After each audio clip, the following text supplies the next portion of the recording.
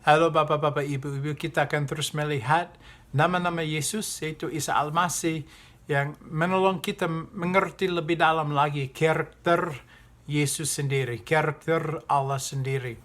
Nah, kita akan melihat nama hari ini yang kita sering ada perkataan di Indonesia, jangan main hakim. Mengapa enggak baik main hakim? Supaya kita tidak menghakimi orang lain, betul? Tapi di Indonesia dan di dunia, kita selalu menghakimi orang lain, betul? Lalu kita selalu melihat keadaan, kita selalu melihat orang, dan kita menghakimi mereka, kita menilai mereka, betul?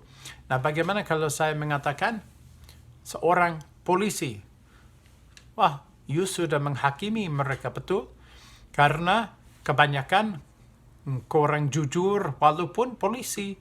Kalau ada masalah, jangan hubungi polisi, hubungi tentara, atau hubungi teman-teman. Karena kita udah menghakimi mereka, udah menilai mereka. Walaupun ada polisi yang jujur, walaupun ada polisi yang baik, karena banyak pengalaman dengan polisi yang kurang adil, kurang jujur, kita sudah main hakim sebenarnya dan merasa, aduh, banyak polisi korupsi, lalu semua polisi korupsi. Enggak, tapi karena kita main hakim, ya sudah ada perasaan dan pikiran. Nah, kita harus membedakan dari main hakim, menghakimi orang, dan menilai seseorang atau keadaan. Karena sebenarnya kita harus menilai orang, kita harus menilai keadaan. Ini maksudnya, kalau orang itu baik, kita menilai mereka orang baik, dan sebaiknya kita menemani mereka, kita menjadi teman, kita menjadi orang yang dekat, kita ambil waktu dengan mereka. Tetapi kalau orang itu kurang baik, kalau orang itu jahat, kita harus menilai orang itu dan tahu, aduh, orang itu kurang baik. Lalu sebaiknya saya nggak banyak waktu dengan mereka. Saya nggak jadi teman dengan mereka karena mereka akan mempengaruhi saya. Sama dengan keadaan. Kalau kita melihat keadaan sesuatu yang bahaya, sebaiknya kita menilai tempat itu kurang baik. Sebaiknya saya jangan ke sana. Saya menilai. Lalu beda dengan main hakim atau menjadi hakim. Kalau saya menjadi hakim, saya nggak tentu adil. Tetapi kalau Allah menjadi hakim, pasti adil. Tentu dia adil. Lalu kita akan melihat di Yohanes 5 hari ini bagaimana Yesus menjadi hakim bagi kita semua. Lalu saya akan membaca di Yohanes 5 ayat 22 sampai 27 yang berbunyi, Bapa tidak menghakimi siapapun, melainkan telah menyerahkan penghakiman itu seluruhnya kepada anak, supaya semua orang menghormati anak sama seperti mereka menghormati Bapa. Barang siapa tidak menghormati anak, ia juga tidak menghormati Bapa yang mengutus dia. Aku berkata kepadamu, sesungguhnya barang siapa mendengar perkataanku dan percaya kepada dia yang mengutus aku, ia mempunyai hidup yang kekal dan tidak turut dihukum. Sebab ia sudah pindah dari dalam maut ke dalam hidup. Aku berkata kepadamu, sesungguhnya saatnya akan tiba dan sudah tiba bahwa orang-orang mati akan mendengar suara anak Allah dan mereka yang mendengarnya akan hidup. Sebab sama seperti Bapa mempunyai hidup dalam dirinya sendiri, demikian juga diberikannya anak mempunyai hidup dalam dirinya sendiri. Dan ia telah memberikan kuasa kepadanya untuk menghakimi, karena ia adalah anak manusia. Lalu ada beberapa jenis hukuman atau saat kita akan dihakimi. Yang satu, kalau kita punya kehidupan kekal atau tidak, kalau kita percaya kepada Allah atau tidak.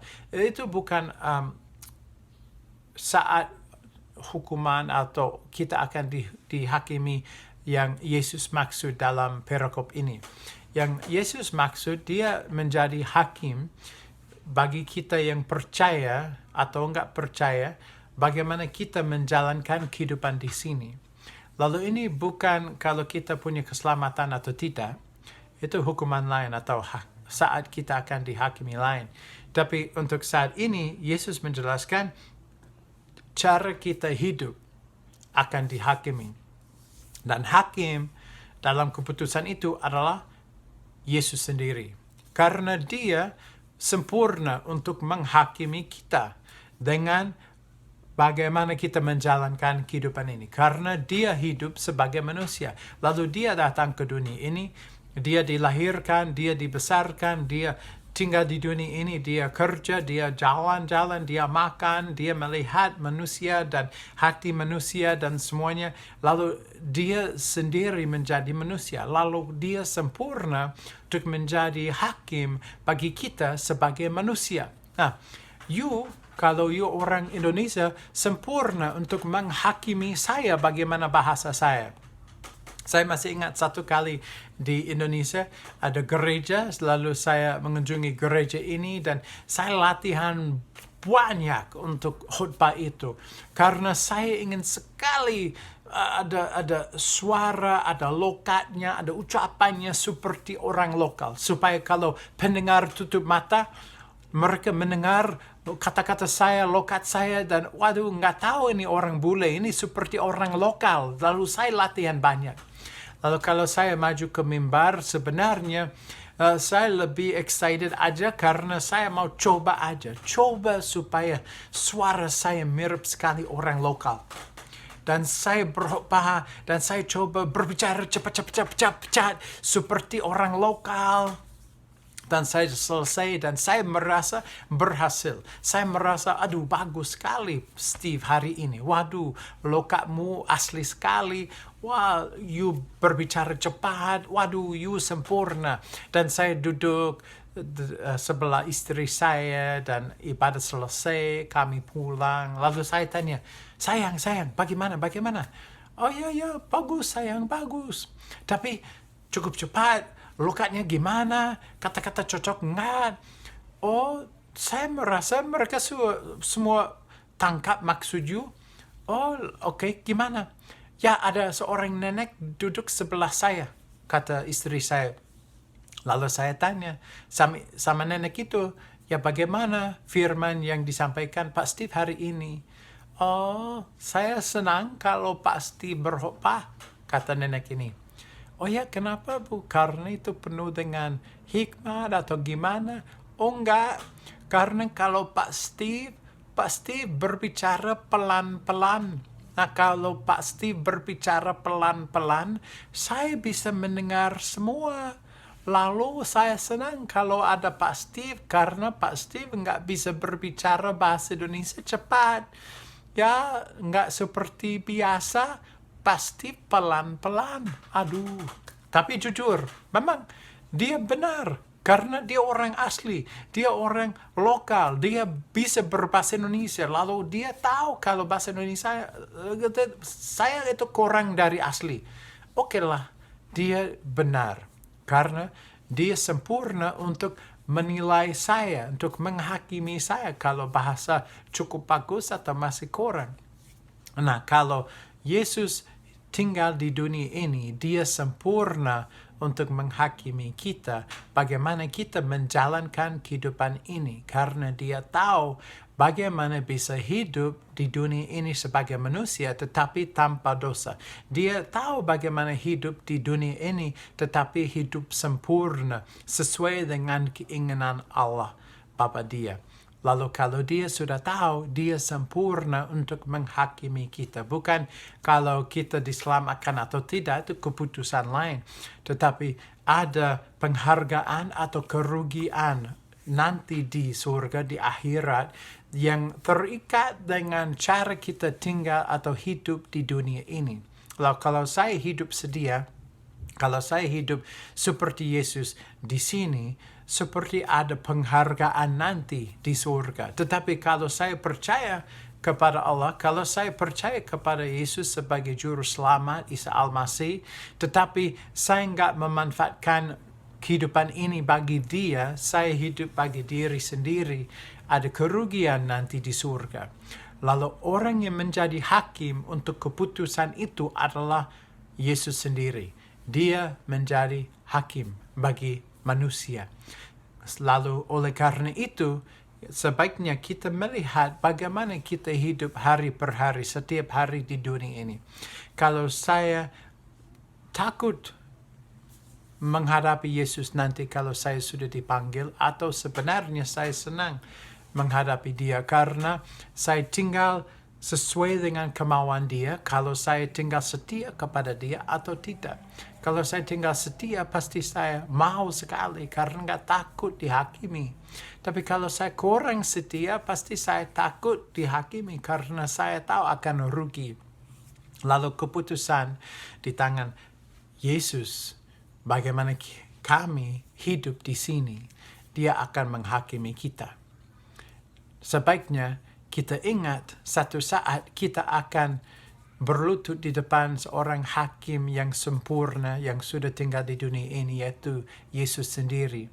Dan sebaiknya kita tinggal di dunia ini setiap hari setia. Setiap hari ambil keputusan yang sesuai dengan hati Yesus.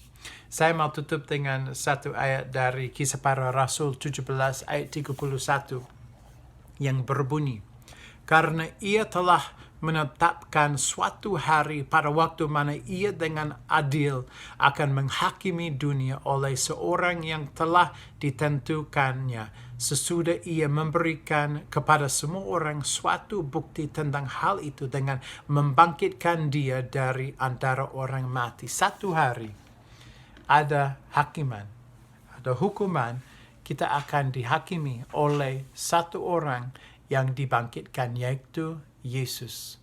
Isa Al-Masih akan menjadi hakim. Oleh karena itu, lebih bagus kita memutuskan hari ini untuk tinggal bagi Dia. Sebaiknya kita tinggal hari ini setia kepada Dia. Dalam setiap kata yang keluar dari mulut kita, dalam setiap perbuatan, keputusan, setiap keputusan yang kita buat memang ada resiko, ada konsekuensi nanti kalau kita ada penghargaan di surga atau kerugian. Tergantung cara kita hidup. Dan nanti seorang hakim, yaitu Yesus, akan menghakimi kita secara adil dan sempurna, dan ada kerugian atau ada penghargaan. Tuhan memberkati. Marilah kita hidup setia bagi Dia supaya nanti di surga kita menerima di sana banyak penghargaan bagi Dia dan bisa memuliakan nama Dia, dan juga menikmati kehidupan di sini karena kita memutuskan untuk hidup bagi Dia sendiri. Tuhan memberkati. Amin.